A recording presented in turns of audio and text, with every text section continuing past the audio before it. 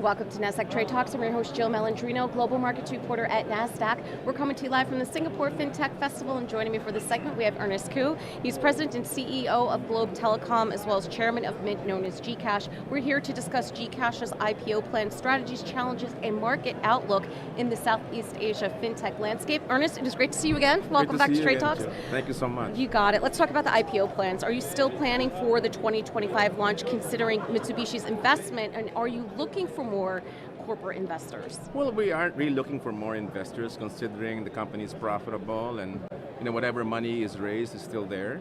The raise with Mitsubishi and primarily MUFG were strategic raises. Really, they were meant to bring in the partners to bring in additional value to us. For instance, MUFG was brought in to help us shore up and jazz up our lending business, which is growing very nicely. Having a bank with us, we can give us wholesale lines, give us the capability to lend more, I think will help diversify revenue stream and increase our lending base as well. With Mitsubishi, it gives us strategic value in their retail presence, like in Lawson markets and so on. So we're hoping to take these strategics on board and help grow the business that way. What factors and indicators are you looking at right now to move forward with the IPO? Well, primarily, Jill, it's really about market conditions, right? And the Philippine stock market, of which we feel that is something that we really have to be listed on, is recovering. It went through the doldrums for a while, and liquidity was very, very low. Primarily because of the high interest rates in the Philippines. All the investors, primarily retail, moved into fixed income and really left the stock market for a while. Now, with rates going down, I think it's helping. Inflation certainly has come down and moderated as well. And the country is growing very nicely, between 5 and 6% GDP growth per year. So it's turning into the right conditions, right? That hopefully, the timing will be perfect for us. But as for us at Mint, we're continuing our governance restructuring, our board build-up, bringing in independent directors, putting up our committees. Being part of a listed company like Globe is very helpful as well, because the reporting has to be in sync. Mm-hmm. We know what it is to run a public company, and we're just getting it ready for the right time. Right? So asking it in another way, given the past IPO performances and declining valuations that we've seen within the fintech space, is that a concern at this point? We don't think so, because we think that the asset itself, GCash or Mint, is a very different one. The others that went public, they went public when they were not profitable. Mm-hmm. I think we give the investor a lot of the things that they're looking for. It's growth.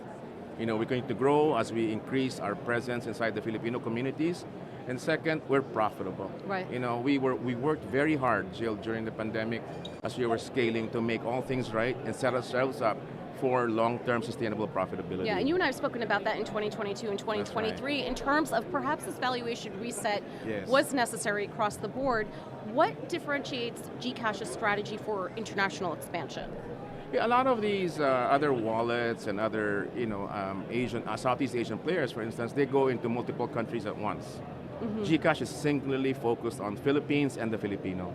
And at GCash, international means international Filipino.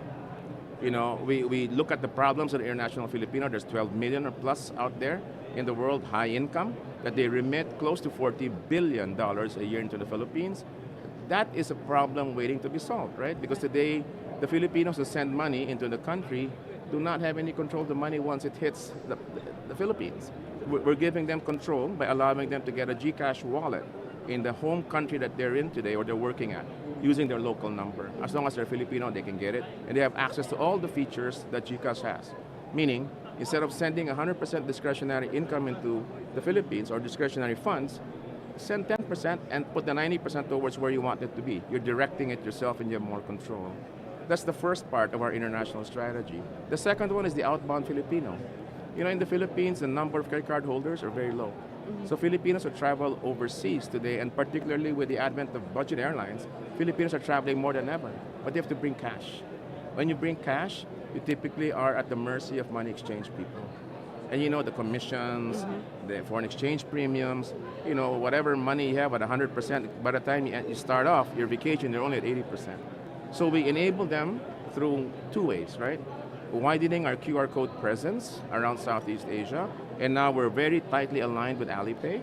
You know, we recently allowed or turned on GCash into China. Oh, You know, paying in China is a problem. If you have a Visa card, nobody takes cash, but now you can scan any Alipay QR code with your GCash app, and it'll work, right? Or it can be scanned as well.